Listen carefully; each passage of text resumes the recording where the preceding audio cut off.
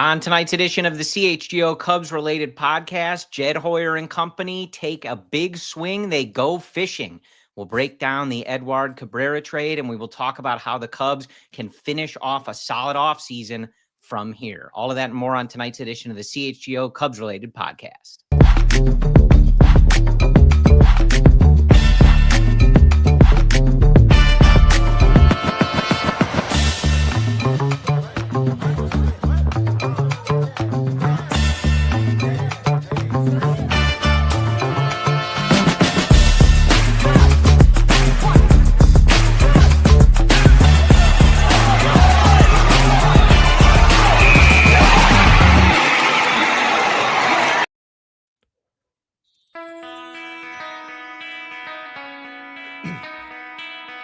This is the CHGO Cubs Related podcast driven by Toyota. Let's go places. My name is Corey. I am joined, as always, by Brendan. We are coming to you. It is Thursday. It is January 8th.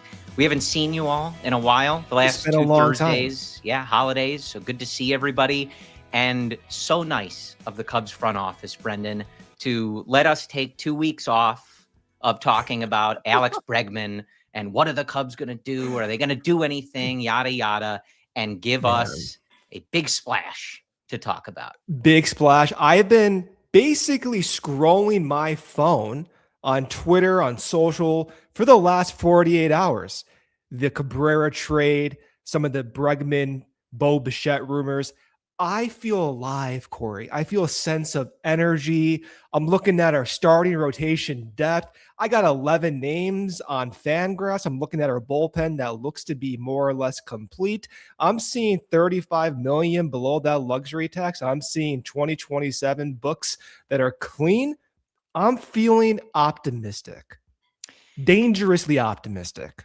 It's nice, and it's nice on social, even in our live YouTube chat. Welcome for those of you hopping in. We appreciate your comments, participation. Glad to have you here. It's nice that the conversation has shifted to, and we'll talk about this, but the conversation has shifted to, should the Cubs sign Bregman or Bichette or Cody Bellinger? I love it. Could they even reunite with Kyle Tucker with the remaining money? Hold up. I'm saying the conversation has shifted to that from, are they going to do anything? What are they doing? You know what I mean? Is Hobie Milner our big signing all off season? That was your tone about 72 hours ago, for being frank. Just saying. Our private text conversations are not fair to the air. That's fair. That's fair. All right. On this episode, laying things out for you, we are going to break down Edward Cabrera, the Cubs' new starting pitcher that they acquire from the Miami Marlins for Owen Casey, Christian Hernandez, and another prospect that I am blanking on. My apologies. But we will break down Edward Cabrera, what the Cubs got, what they have in the hand, and then take a look with Dr. Brendan Miller here in the pitch lab. What might they do to take him to that next level? Because certainly getting him to that next level with the raw stuff that he has is a huge part of the front office's calculus in taking this swing, trading your number one prospect. So we will talk about the trade, and we will talk about Cabrera, where the Cubs rotation sits, how we feel given the stated offseason goals going in. We'll talk about all that. In addition, the Cubs traded for a cost-effective starting pitcher. He settles in arbitration actually today. Chicago Cub Edward Cabrera settles in arbitration for, I believe, a little north of $4 million. Okay. So the Cubs have some room to spend. Will they do it? And let's take a look where the offseason would rank right now, and how do Jed and company push it to that, call it A grade, that everyone's happy. This was a great effort. Let's go win the division and maybe a pennant or a World Series. We're thinking crazy. Look at us. Look at us, two idiots thinking good thoughts. We'll talk about it all. But let's start, Brendan. Initial reaction. You and I, of course, texting about this. Also want to give a major shout out to friend of the show, someone you and I have interviewed on this network when we were previously, pre-BC, before CHGO, right? Michael Cerami. Excellent work, breaking this story, being the first to say it was close, getting all the national attention. We love Michael. on this show. So, congrats, kudos to him on a big moment for him and Bleacher Nation.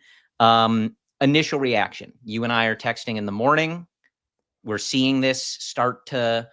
Last week, it was maybe the Yankees are gonna take Cabrera and they're gonna take that big swing. It ends up being the Cubs. Your initial reaction as you're reading this come across the wire? The initial reaction is one of just excitement. How can you not be excited about a starting pitcher with his potential? It's also excitement because of what the cost was, and that will be one of the tones we strike. Cabrera is not a finished product. So what the Cubs are seeing with him is the room to grow, and that cost we're talking about came down from last year's trade deadline when they were negotiating.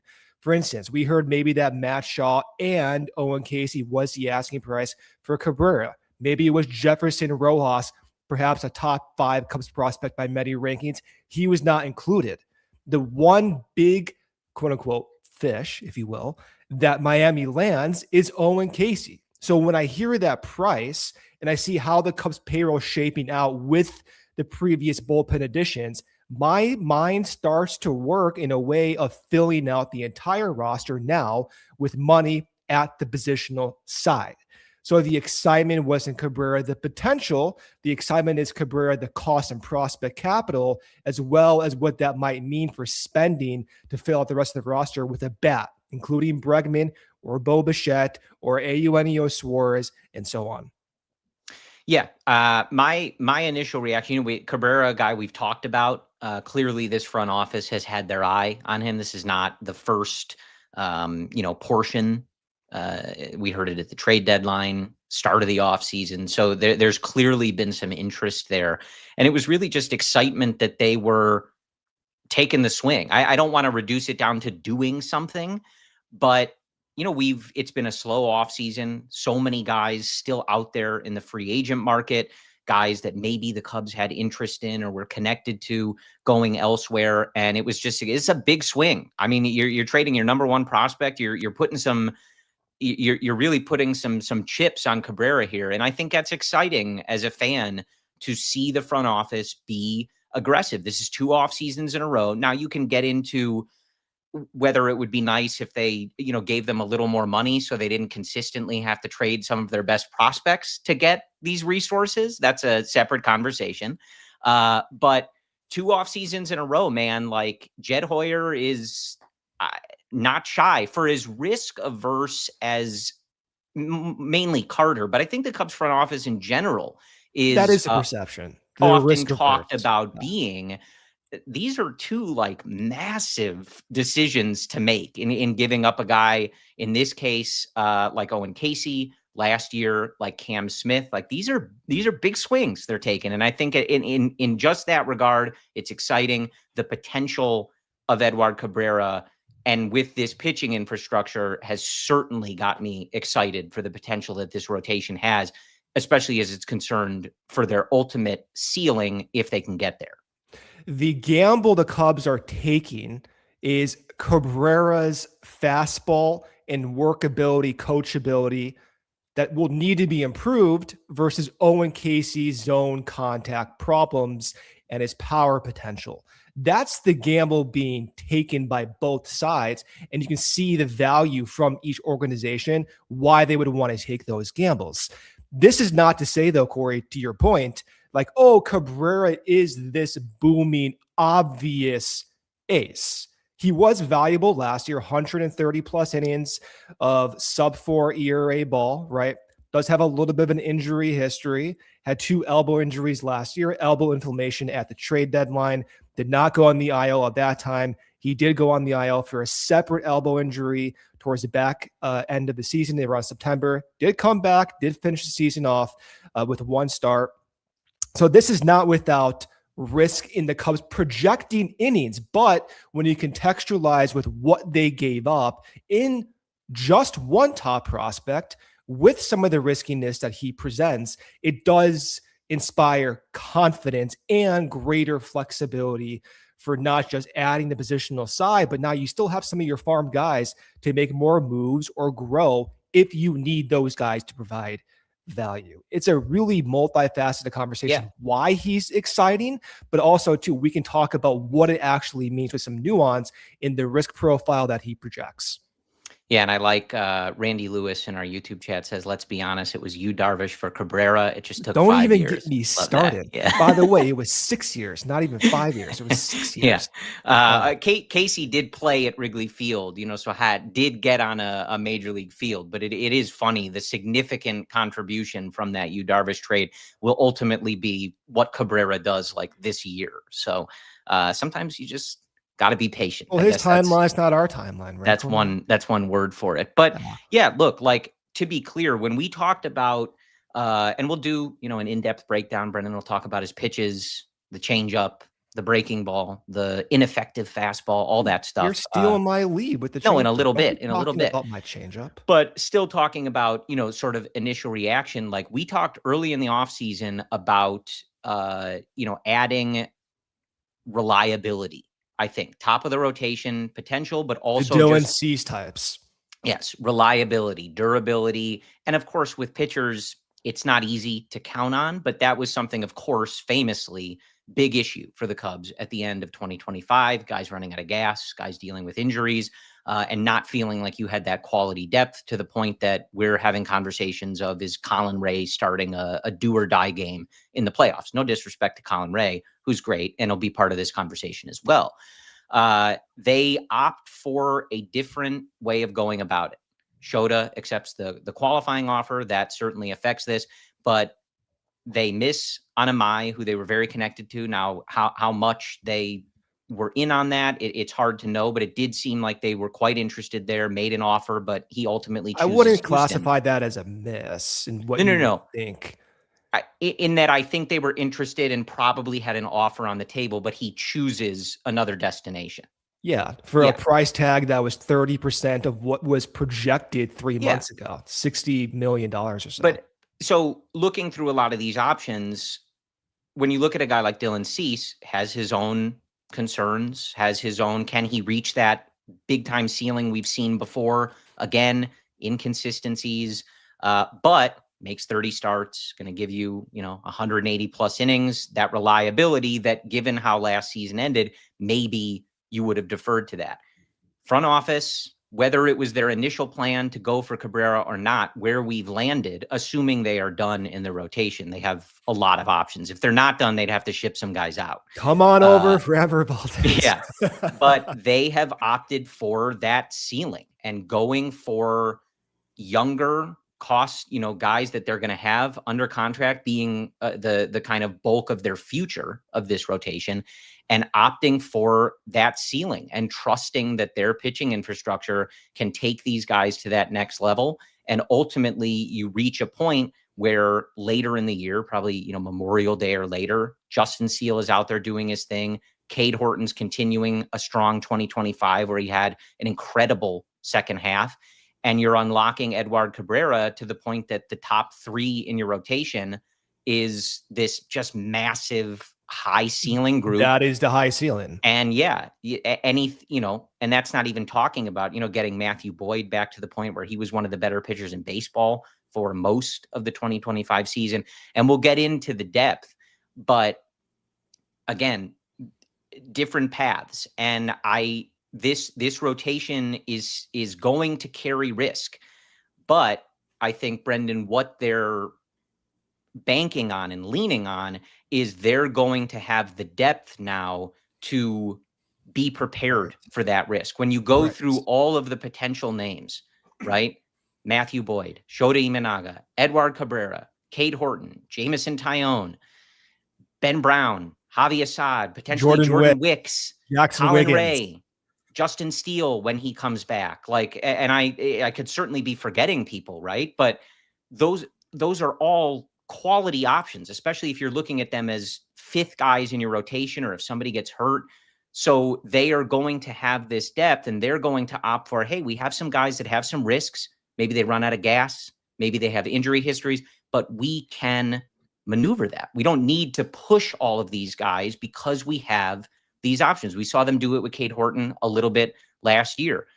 going great, throwing a no-hitter in the 5th inning. Hey, are you at 75 pitches? That's it. We got a championship to try to win, and we need to take care of your arm. Now, I'm not saying that means they baby these guys, they baby Cabrera, but they're aware of the risk they're taking here with the potential injury history and durability issues that we've seen with not just Cabrera, but some of the other guys in this rotation. But when you have 10 or so solid options to take starts for you, that's what I think they're going to opt for in order to try to hit that ceiling. Let's hit our first ad break, come back around, talk about the actual specifics of what Cabrera does, how he fits into the Cubs' plans and the rotation, and go from there. First, Almost Home Tavern. If you're looking for the spot to catch every big game this season, this place checks all the boxes. Chicago's #1 holiday pop-up bar, Almost Home Alone, is officially live, but only until this week. Don't sleep on it. The food is unreal. They've got One Bite Pizza review approved tavern style pizza, a chef driven menu, elevated bar food with local flavor, and hands down one of the best smash burgers in the city. The pizza alone is worth the trip, but it's not just about the food. We're talking about pool, darts, big buck, hunter, shuffleboard, and wall-to-wall TV, so you can literally watch any sport. And yeah, even those diehard Bears fans, you can watch the Bears-Packers games this weekend. There's even a covered beer garden with TVs, rain or shine, even flooding, just a block north of Wrigley Field, making it your go-to pregame, during game, or post-game Cubs or Bears spot. Top it off with daily specials and a happy hour. It's actually worth your time. Do yourself a favor. Go check out Almost Home Tavern. Game Day Men's Health is here to support your health journey. Whether your goal is peak performance or simply becoming a better father, a better husband, a better man, at Game Day, everything starts with personalized care built around your goals. It's not just a one-size-fit-all plan. The process is simple and fast. You're in, you're out, often in under an hour. These are family-owned local clinics that focus just on real relationships and real results with an extremely high success rate, helping men feel like themselves again. From testosterone optimization to vitamin therapy to weight loss and hair restoration, Game Day Men's Health helps you feel better, move better, and show up with more energy every single day. Start your best life with Game Day Men's Health today. You can scan the QR code on screen or visit GameDayCHGO.com to find a location near you. Game Day Men's Health. All right, Brendan, kick it to you. Laid out kind of the depth and how they may attack the season. Of course, we'll see who ends up getting starts. But when you have that kind of depth, you can take on some of the risk associated with some of these guys. How do you feel about that? And then let's get into specifically what Cabrera does and what he brings to this rotation. It's a matter of choosing from 11 pitchers, putting each of those 11 pitchers in the best possible position for success. So we listed off 11 guys. On the very bottom of that list is Ben Brown and Jordan Wicks. Those were two pitchers who were maybe in the top 7, not just 2 seasons ago. Putting those guys in the best position of success means continuing their development. We saw Jordan Wicks at Shred Athletics, Tyler Zombro's training development facility. He's developing a new curveball that they put out a video about. It's a matter of which of those 11 guys provide value and success. Should Cabrera go down? Should Justin Steele take a little bit longer to come back? Matthew Boyd's age-prone decline possibly could hit the Cubs unexpectedly. You have Shota Imanaga, who was injured last year with the hamstring injury. He came back a little bit slow. You have all these different instances where you can see it going wrong, but unlike last year, they didn't have the high ceiling depth to offset some of those late season struggles. That's why you saw Colin Ray in Game 5 of the NLDS. Colin Ray, if he is pitching again in Game 5 of the NLDS, something wrong happened last season. So I see the Cubs continuing. Well, or Tyler Zombro's turned Colin Ray into just an absolute weapon. We got Roy Halladay Jr. over here, perhaps, right? But that's how I see the Cubs maneuvering their rotation. They're going to put each and every one of those guys in the best position of success, and naturally it will work its way out, just like the bullpen did last year, and just like the positional roster did last year as well. That's why I'm optimistic, because I view Cabrera as one of those high ceiling pieces to the puzzle that would just frankly, we didn't have many of last year. And I'm excited to see him work with the Cubs coaches to achieve that high ceiling. Yeah, and before we break down Cabrera specifically, like again, I'm not suggesting they baby him. I'm not, the 6-man stuff or skipping starts. It's difficult because you want guys in a rhythm. They're used to a certain thing. It's more complicated, I think, than just tossing that out on paper. But the goal is to have that ceiling in place when you're toward the end of the season and heading into the playoffs. Doesn't mean the early season doesn't matter. And it's not to suggest they skip starts or baby guys, but it does. We saw this with Cade Horton, where you are focused on keeping the guy healthy, not focused on, well, he needs to go into the 7th or 8th inning.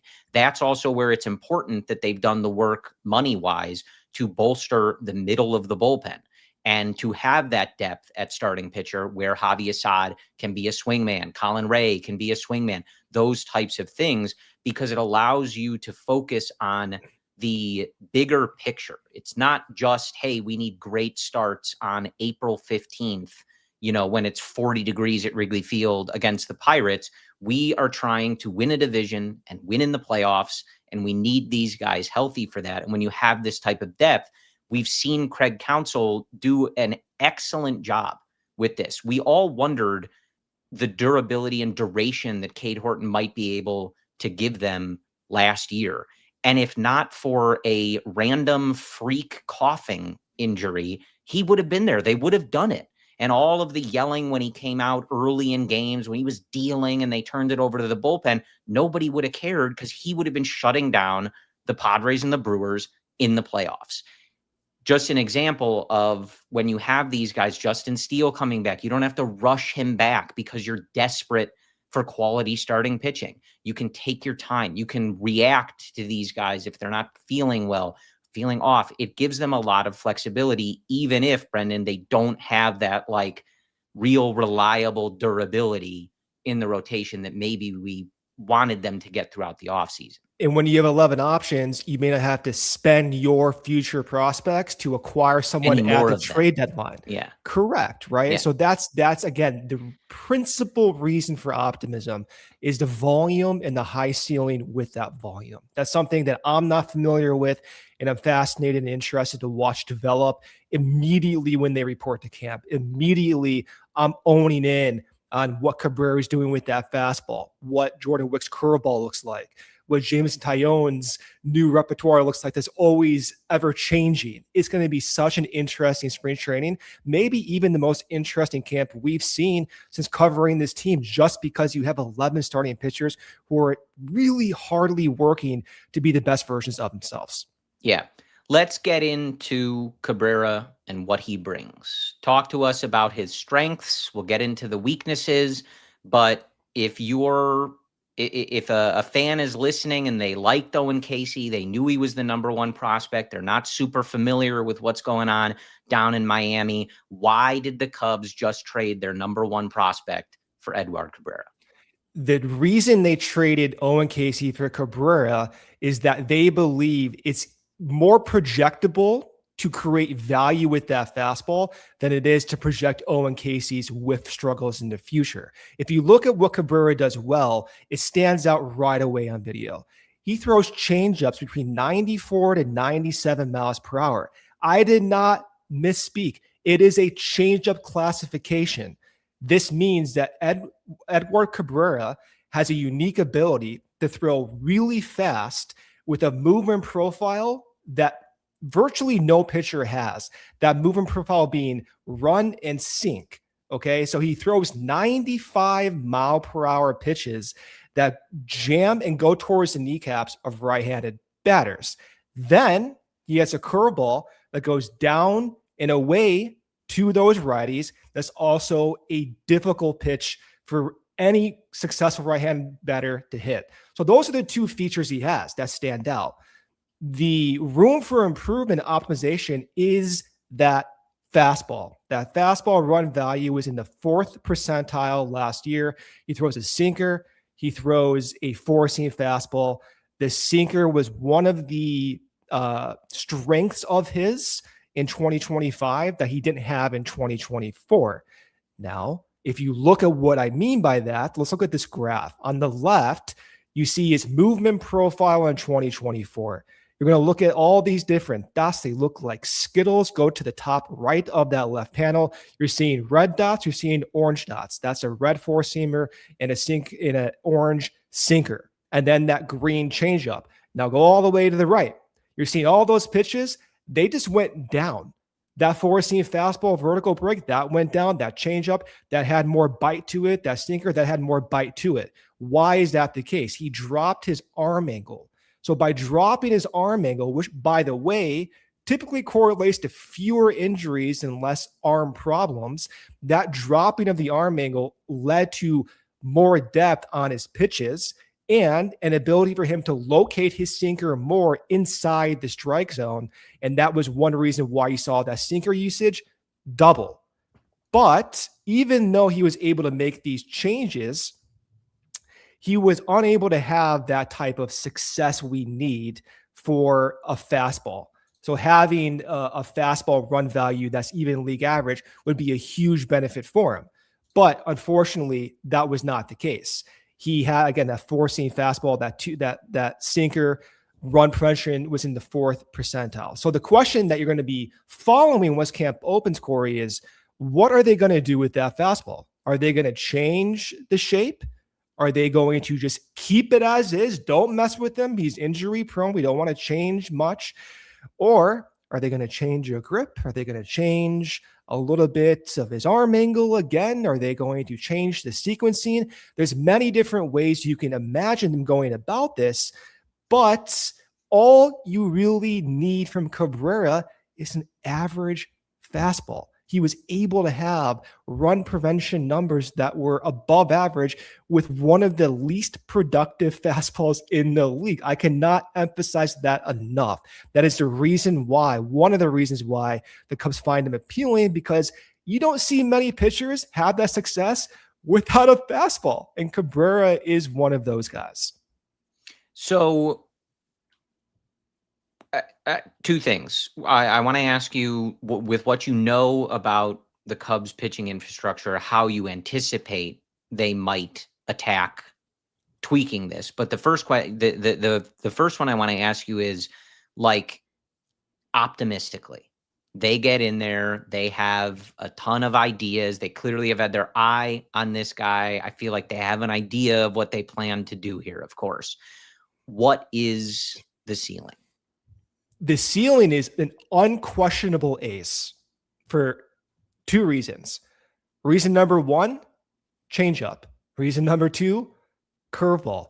If he's healthy and has an average fastball, that should correlate to run prevention numbers that all of us would consider a top 2 starter. No doubt about it. The injury concerns are a big sticking point, and it's why it was only Owen Casey. The fastball inability to be productive is also another reason why teams shied away from Cabrera, in addition to the injury concerns. So, yes, he is a ceiling of an ace type pitcher. How the Cubs go about molding that, it could be, again, sequencing. I don't think they're going to change much with his ability to move the ball out of his hand. The reason being because he has those injury concerns. We talked about Matthew Boyd having success with the Cubs last year. Matthew Boyd did go to Driveline several years ago to work on a changeup. He ended up pronating, which is how he moves his wrist off the ball. He said that led to elbow concerns. So I imagine the Cubs, this is years ago now, I'm sure every team is in tune with this type of risk, but I imagine the Cubs don't want to take a risk on changing mechanically something as significant as a fastball. So I think it may be more of just like letting it go, seeing how he naturally evolves, but setting his pitch sequencing up and his pitch types up for maximal success. And then once he grows comfortable with his coaching staff, with Hottovy, with the entire ensemble, then maybe you may start seeing a little bit of experimentation. But I would be surprised to see significant mechanical tweaks right at the onset.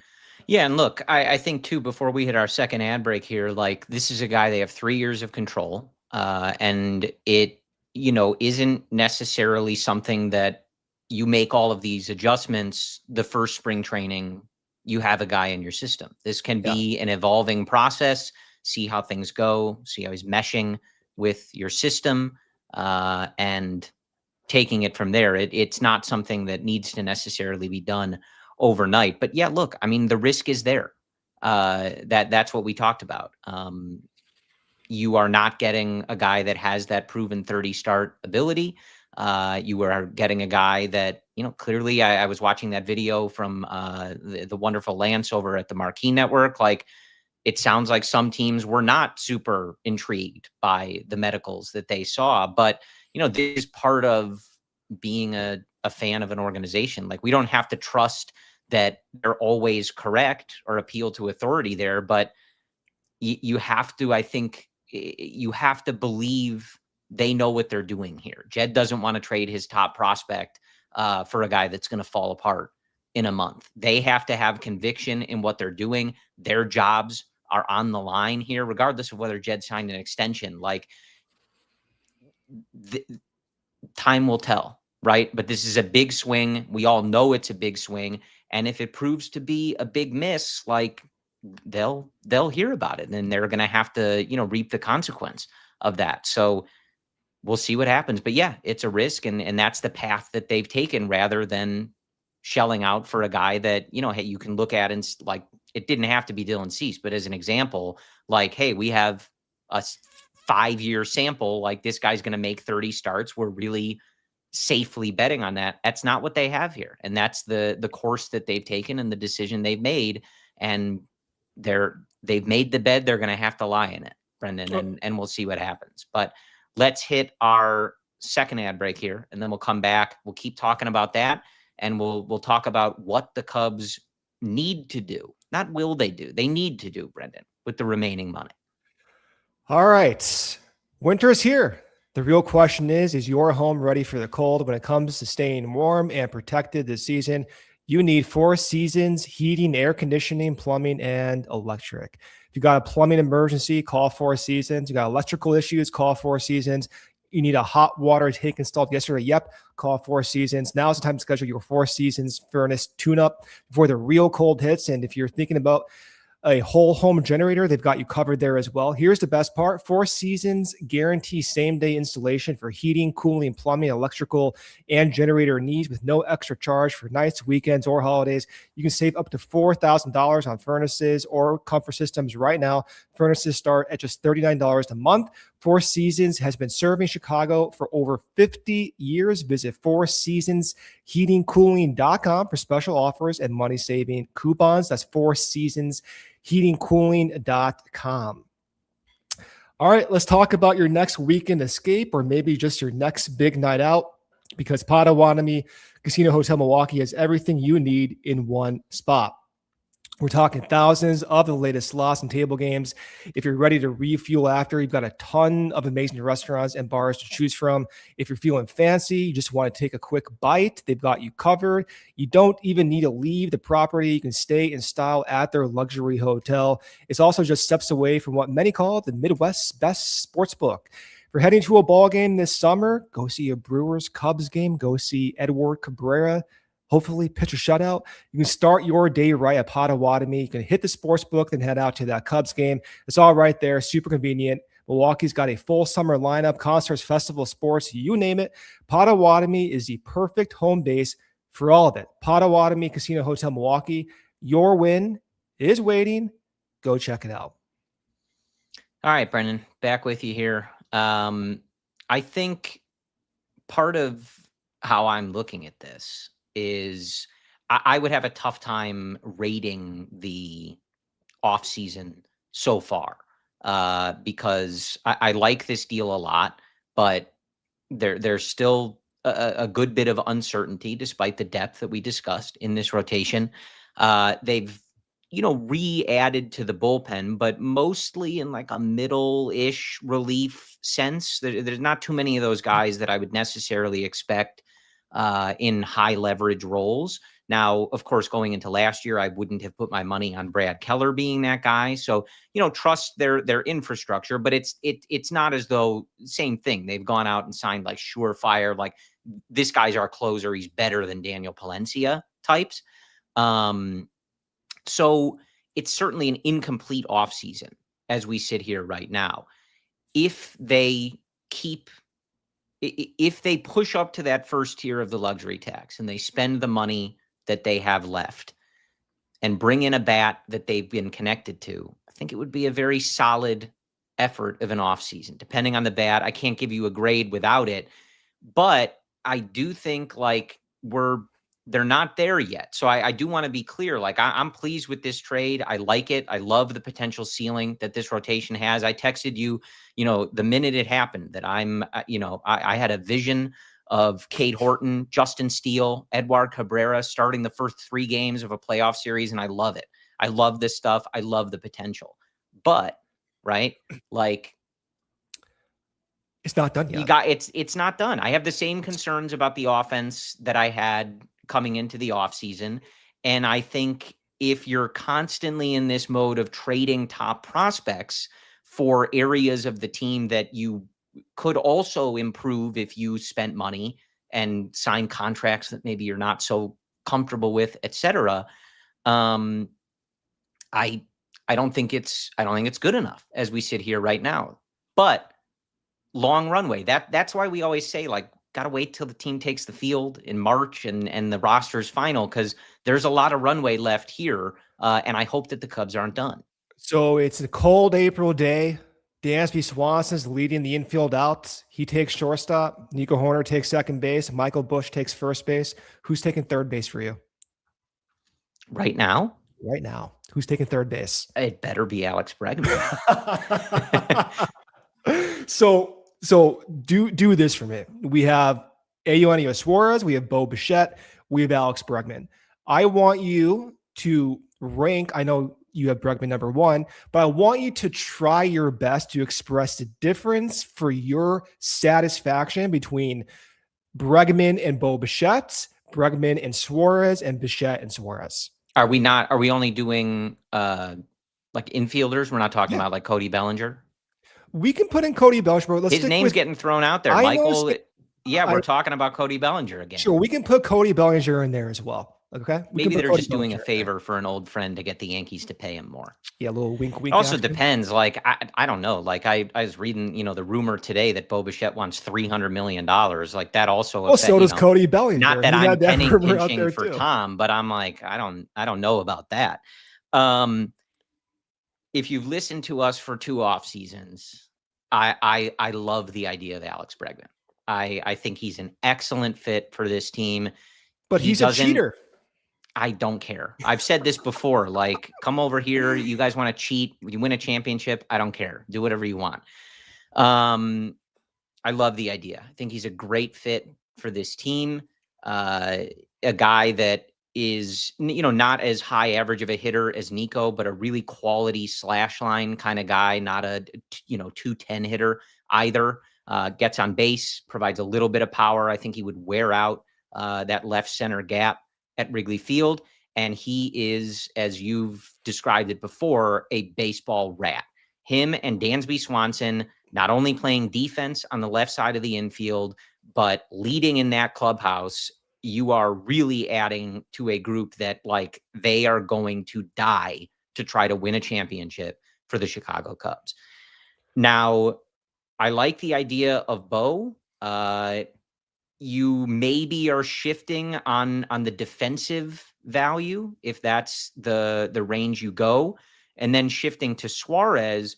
I like the idea of the thump. I think adding some significant slug to this lineup would certainly be great. That's the thing. Like, Bregman is a really quality hitter, a well-rounded hitter, but you wouldn't necessarily, unless Seiya and Michael Busch really push that home run total level, or I guess Pete, pulls off 30 again, but maybe doesn't do it in such a, front-loaded kind of way.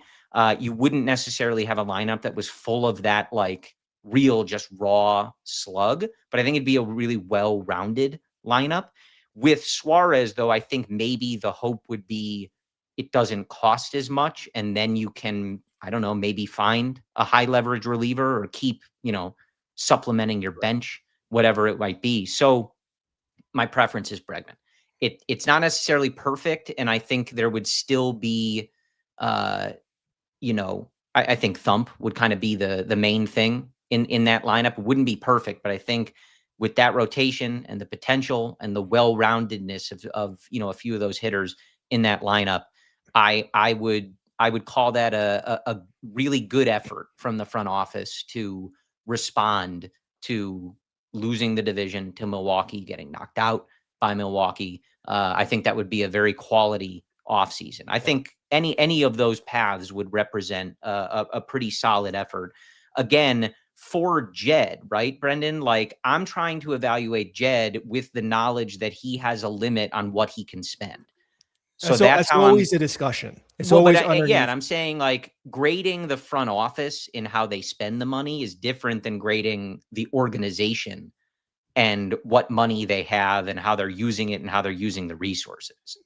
That's always going to be part of the discussion for a lot of fans that they're never going to be able to accept, justifiably so, with the money. Totally understand that. When we started the offseason and Dylan C signed with Toronto right away, my thinking was, oh my God, we need pitching. I want Framber Valdez. That's my guy. I would have picked him over Bregman 3 months ago. I was worried about the starting pitching depth. Then I'm watching what the offseason's unfolding like. I'm seeing, okay, the bullpen's being filled by 5 guys. They spent over $20 million ashore with the bullpen. They brought back Shota Imanaga on a 1-year deal. They brought back Colin Ray. Okay, the starting pitching depth's going to be a little bit better. Now they traded for Cabrera, and I see the money starting to add up, and I start thinking, oh, I need Bregman. Like, I need Bregman. I don't just want Bregman. I can't stop thinking about Bregman. Come on over. You've been welcome here the whole time. I've never wanted a free agent more in my life right now than Alex Bregman. He checks all the boxes. And when I try to figure out, okay, how do the Cubs get the best value of every single one of these free agents on the market, besides Kyle Tucker, it was undeniably Alex Bregman. This is what I mean. I ran a simulation. I said, okay, let's have Alex Bregman join the team. What would that do? How do you optimize wins above replacement? Give me every single number of plate appearances for every single player. Tell me what it's like. You know what it came back out as? First and foremost, Matt Shaw can still play. Matt Shaw can still get 500 plate appearances, even if you sign Alex Bregman. So if you're thinking, oh man, well, Matt Shaw had a great second half. He should have won maybe a Gold Glove by many people's standards. He can still play. He's now perhaps DHing some games. Maybe Bregman's DHing, maybe Nico spells. This is a way to increase your depth. Shortstop being backed up by Nico, Bregman backing up Nico, Shaw backing up everyone. You don't take away at bats from virtually any one of the stable hitters on this team when you add Bregman. And the net gain of WAR, if you do sign Bregman, I know he doesn't have the slug everyone wants, but this is a value-driven organization, a value-driven league. You add 2.5 WAR, Corey. So that puts your team, it shifts your odds to playoff probability significantly. And then from a fan's perspective, my perspective, that type of personality that he brings, I gravitate towards the most. Think about John Lester. John Lester, you think about him all the time. It was his birthday yesterday. Happy birthday, John Lester. One of the reasons you like him, as well as so many other fans, is the attitude, the unquestionable desire to win at all costs. Alex Bregman has that. Nico Horner has that. Dansby Swanson has that. Jamison Tyone, PCA. This would be such an intense roster that if they do have success, that yields value 10 years from now, 20 years from now. Fans remember that. They still sell jerseys I don't really see that with other players on the free agent market right now that has that type of intensity, the type of attractiveness to fans from a personality standpoint. And for me, he checks all the boxes. I would love for Bregman to be a Cub. Yeah, I'm quite into it. I'm not positive. I want them to add another bat. I see our guy Niren in the chat here, and I do agree. Like, and this has been my whole thing with the offseason. Like, however you put it together, and we can certainly like debate how they've spent the money, how they built the roster, etc. But here we are. Like, they need to treat this offseason in a way that losing the division and getting bounced by the Milwaukee Brewers is not okay with them. They need to respond aggressively and come into this season being a prohibitive favorite in their own division. And like, enough is enough. Where they are right now, I don't think they're there. I do think that continuing this offseason and pushing it over the line is what gets you there. And pushing it over the literal tier 1 tax line. Well, if we had our way, sure. Yeah. I don't know if Jed, has to get the green light for that or what exactly the process is there. But yeah, that's what they should be doing. That's what they should be doing in order to take this to that level, is whatever Jed feels like he needs to bring that bat in, if that's the area that he wants to continue adding in, they need to greenlight him to do that. This is the year to do that. We've talked about that, Brendan, with so much money coming off the books, with so many contributions from young, cost-controlled guys, with Cabrera fitting right into that. Now, Cabrera, PCA, Michael Busch, Justin Steele, like these guys, potentially the contribution from someone like Moises Ballesteros, Cade Horton. Like, you have these like potential high-level contributors. Some have proven they can do it. Like at such low cost, this is the time to say, hey, you know what? We're pushing past the tax. We are going to go for it. And we're going to take this floor, which right now is a solid team. If they broke camp right now, I think this is a solid team. I think they compete for the division. They compete for a playoff spot, but they are like so close to me, maybe a few moves, a couple moves from that line of like, okay, like this is a extremely legitimate group, and like barring catastrophe, they should be winning this division and a threat in the playoffs. They're like right there. And that's not to say it can't happen with the group currently is constructed, but we always talk about like mitigating that risk, adding more certainty and reliability. I feel like they're right there, Brendan, and I would love to see this organization from the top act like it. So the question is, can they afford Bregman? Right? Niren, our good friend Niren, said they don't have the money to do it. So why even talk about it? Well, they do, but they may not. Tom does. Jed might not. Yeah. So the argument that I've had myself is they can afford Bregman underneath their own constraints because, number one, in 2024, they did go over the tax and they did accept marginal penalties, just a couple million over that first tier of the tax. They have done that before. Number two, ownership has said they can be around the tax. They didn't say going, always saying under the tax. Number three, there's going to be a new CBA next year. So this whole tax penalty structure will be negotiated. It's unclear what it looks like in subsequent years, what the escalating penalties would be. And then keep going forward with this discussion. If they do sign Bregman, right now, according to different payroll projections, they're 30 to 35 million, maybe closer to 35 million below that first tier, maybe even a little bit more. If that's the case, if you sign Bregman, let's say for a 28 million AAV contract, you're still maybe around 5 to 8 million below that first tier. Now, let's say you do sign him and you hit that first tier already. Then you do leave yourself susceptible to limited moves at the deadline, but it's still something that the front office would be willing to accept as a risk. And then finally, the most important thing is if they accept a little bit more of a penalty this year, they have clean books next season. We're talking their committed payroll for 27 is under $40 million, Corey. Under 40 million. Everyone's coming off the books. How are they going to fill those holes? You fill those holes with projectable value. That's why you may not go out and get Slug, and it says spend that money on Bregman. So to Neera's point, they're not going to do it. They could do it.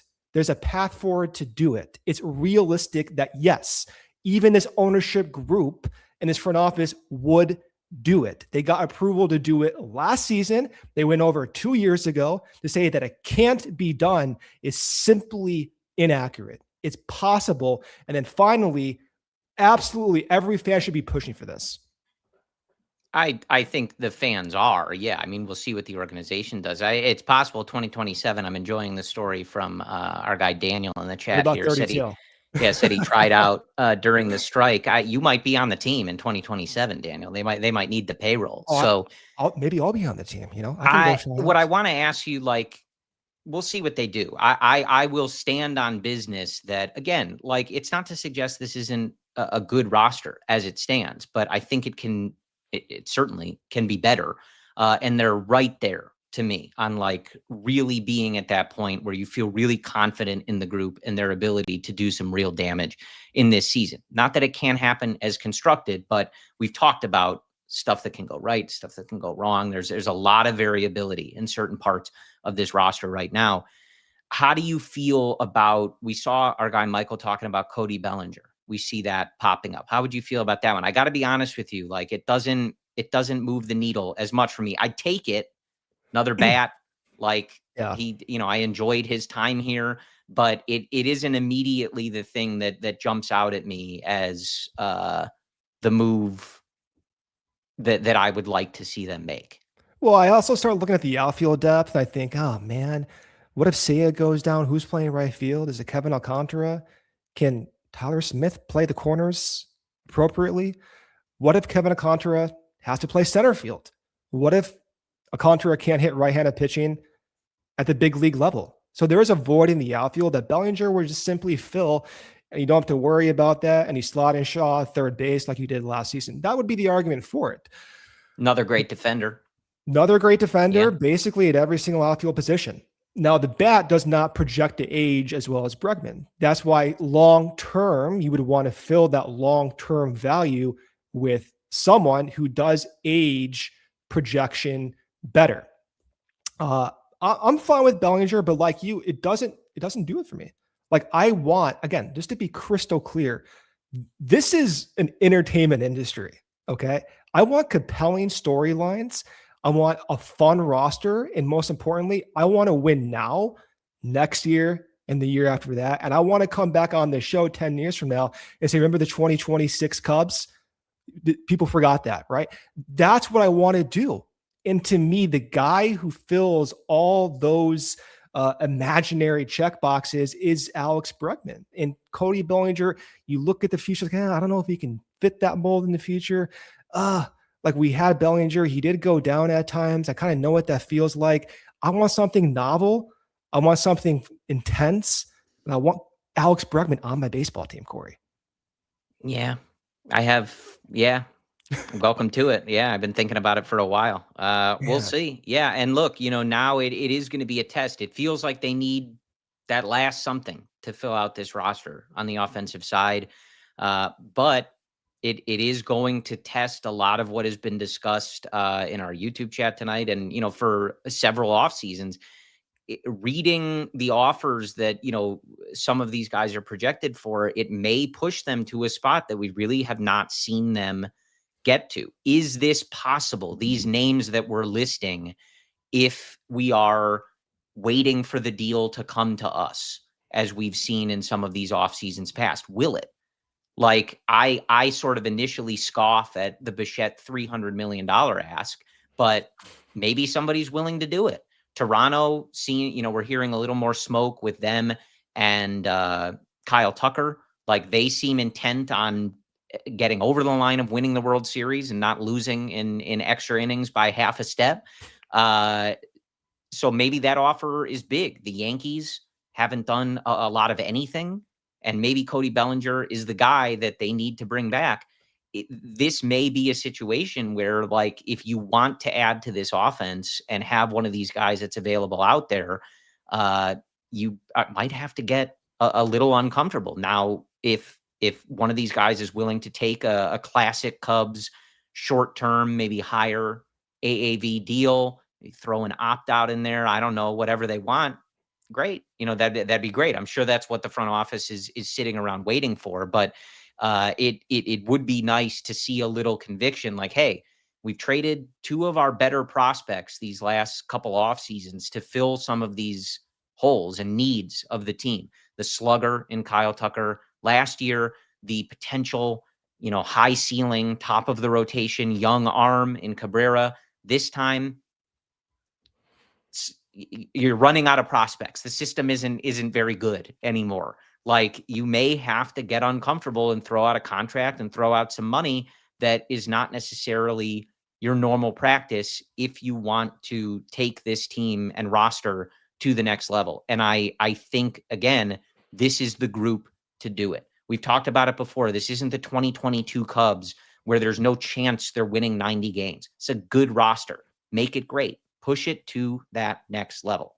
I mean, it feels good to be even in this discussion, right? Even last year with getting Kyle Tucker, when the projections came out that they were going to win 90 games by Pagoda, we're all like, what the hell is going on? We never even thought that was possible, even with Kyle Tucker being acquired. Fangraphs had them at projected 84 wins. There was a lot of like uncertainty. Here, if you get Bregman, you see the depth, you see like 90 wins, you're not really blinking. It feels like a deep roster, and it's likely the case once the projections do come out. So it's exciting to be in this position. You got so many different compelling storylines from the positional side. Pete Crow Armstrong's third year, Bush's booming year where maybe he plays against lefties more. Moises Ballesteros may get more at bats against major league pitchers as a DH. You may see Seiya Suzuki play more right field innings. You have Ian Happ on his last year on contract, who's one of the longest term Cubs in recent memory. It's a lot of storylines. I think you just keep layering that on with Alex Bregman at third base. You got Matt Shaw's development. You got Nico Horner's contract year. It would be fun. And you can do all of this while contending for a World Series and setting yourself up for a future that is sustainable. Yeah, so we have a few minutes here. I do want to answer. I'm legally obligated to answer. PD Pabs in the YouTube chat says, Corey, who is Eddie Vedder's favorite Cub? I think I'm honor bound to answer that. I have heard him on a number of times talk about Jose Cardinal. Oh, yeah. As his, I feel like that is the answer. When he was growing up, he certainly, Didn't he bring him on stage? I don't know about Jose, but he brought Ernie on stage at Wrigley Field. Before he passed away. I think the first time that they played there. But my instinct is that he would say Jose Cardinal.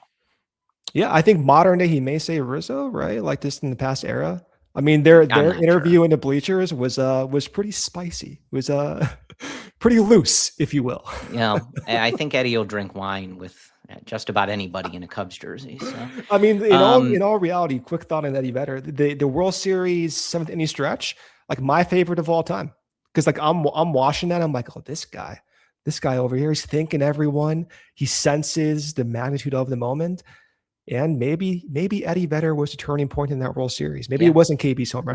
Like our guy Daniel, this was not during a strike, but Eddie Vedder was always at the Cubs like fantasy camp all the time in like full uniform and stuff like that. So yeah, he lives the gimmick, brother. That's amazing. So finishing it off, I'm excited. Brendan. Yeah, they gotta pay it off. I don't want them to be done. I don't think it's good enough to be done. But the roster is good as is. And I think they have the ability, if they want to use it, to take it to that next level, to the point where we are all feeling really good. And like I said, that getting bounced and run over again by the Milwaukee Brewers is not okay. And their response is to come back with a team they feel really strongly that will not happen again. But we'll see. We'll see how they finish it off. There's a lot of runway left, a lot of names out there, and we'll see what this organization wants to do. But I'm excited. I'm intrigued on what Tommy Hotovy, Tyler Zombro can do with a guy like Edward Cabrera and the potential there, a guy with, potentially some of the best stuff in the league. And let's see how they can cook in that lab and what this rotation looks like as we go through the year. So Brendan and I will be back with you next week. Hopefully we have some more moves to talk about, more parts of this roster that are rounded out as we get closer to spring training. Somehow, some way, Brendan, just a matter of weeks away at this point, from people reporting. And Mesa, I bet if he had signed, Alex Bregman would already be there, though, in the case. Maybe so he already is. We'll see. We'll manifest. Keep it tuned to Luke, Joey throughout the week. We appreciate your support. And as always, go Cubs.